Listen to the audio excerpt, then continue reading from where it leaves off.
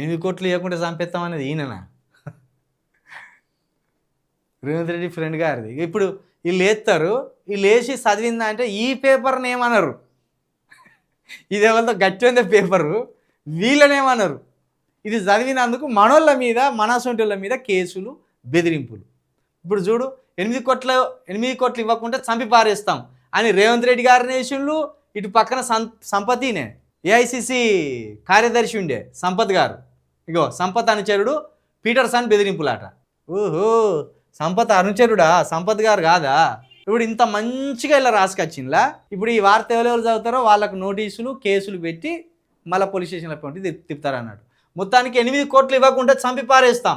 Highway పనుల్లో commission కోసం రేవంత్ సన్నిహితుడు మాజీ ఎమ్మెల్యే సంపత్ బరిదెగింపు. మారున ఆయుధాలతో బెదిరించి నేషనల్ హైవేపై 44 కాంట్రాక్ట్ పనులు ఆపించిన సంపత్. కొండ సురేఖ ఓఎస్డి డెక్కన్ సిమెంట్పై తుపాకీ బెదిరింపులు మరవక ముందే మరో ఘటన. Beechupalli Alampur national highway 44 road contract దక్కించుకున్న భ్రమర ఇన్ఫ్రా పనులు జరగాలంటే 8 కోట్లు ఇవ్వాలని సంపత్ అనుచరు పీటర్సన్ బెదిరింపులు. సైట్కి కారులో వచ్చి సంపత్ అన్నకి పైసలు ఇస్తావా చస్తావా అని మారున ఆయుధాలతో ధమ్కి. పనులు ఆపేసి బెదిరింపులపై పోలీసులకు ఫిర్యాదు చేసిన భ్రమర ఓనర్ జగదీష్ ప్రసాద్ రేవంత్ సన్నిహితుడు అని ఎఫ్ఐఆర్ రాయకుండా ఫిర్యాదు కాపీని దాచేస్తున్న పోలీసులు. ఇప్పటికే తుంగభద్ర నుండి భారీ ఎత్తున అక్రమంగా ఇసుక రవాణా చేస్తున్న సంపత్. పర్లేదు, మనోళ్ళు కూడా కొంత సంపాదించే ప్రయత్నం చేస్తాను. సంపద అన్న మాదిగా పర్లేదు, గిట్లా సంపాదించాలి మనోళ్ళు కూడా, తప్పేం లేదు. ఇప్పుడు రాష్ట్ర సంపద అంతా రేవంత్ రెడ్డి గారు అనుచరులు దోసుకుంటే ఎట్లా? అప్పుడప్పుడు మన బీసీలు, అప్పుడప్పుడు మన మాదిగ వారు, అప్పుడప్పుడు మన మాలవారు, అప్పుడప్పుడు మన ఎస్టీ వారు. మన దోపిడీలో మనకు వాటా కావాల్సిందే. మన కాంశీరామ్ గారు చెప్పలేదా? కాంశీరామ్ గారి దగ్గరికి 10 మంది రిపోర్టర్లు వస్తారు. దేశంలో ఇంత పెద్ద అవినీతి జరిగింది, మీరు స్పందిస్తలేరు కాంశీరామ్ గారు అంటే, కాంశీరామ్ గారు ఏమంటారు?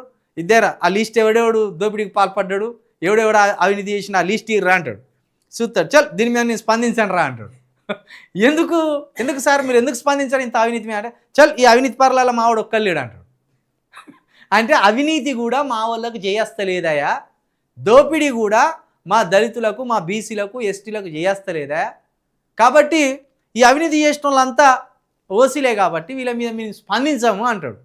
కాబట్టి దోపిడీలో కూడా వాటా అడిగిన మొట్టమొదటి అద్భుతమైన లీడర్ మన కాంశీరామ్ గారు. కాబట్టి చలో కరెక్టే, రాష్ట్రాన్ని అంతా ఒక వర్గమే దోసుకున్నప్పుడు రాష్ట్రం దోపిడీ చేస్తున్న వాటాలో మాకెందుకు వాటాదు? సంపద అన్న నీకు జై అన్న. పీటర్సన్ నువ్వు ఒకవేళ దళితుడివి అయితే నీకు కూడా జయ. ఒక్కడే దోసుకుంటే ఎట్లా? దోసుకోకూడదు. రాష్ట్రాన్ని అందరూ సమానంగా, అన్ని కులాలు సమానంగా వాటాలు వేసుకొని పంచుకోవాలి. కాబట్టి మా సంపద అన్నకు కావచ్చు, ఇక్కడ పీటర్సన్ అంటే ఖచ్చితంగా దళితుడే అయి ఉంటాడు. ఈయన ఖచ్చితంగా దళితుడే ఉంటాడు. మీరు మొగోళ్ళు రాబాయ్, మీరు మొగోళ్ళే. మీరు కాంశీరామ్ సూత్రాన్ని అద్భుతంగా పాటిస్తాను. దోపిడీలో వాటాను మీరు బరాబర్ గుంజుకోవాల్సిందే. దీనికి 100% మా మద్దతు ఉంటుంది మీకు. మొత్తం రాష్ట్రాన్ని అంతా 4-5 కలిసి దోసుకుంటారు. 4-5 కలిసి మొత్తం రాష్ట్ర సంపద అంతా 1-2 కులాలదేనా? భూములు ఎక్కడ చూడు 1-2 కులాల పేరు మీదే ఉంటాయి భూములు.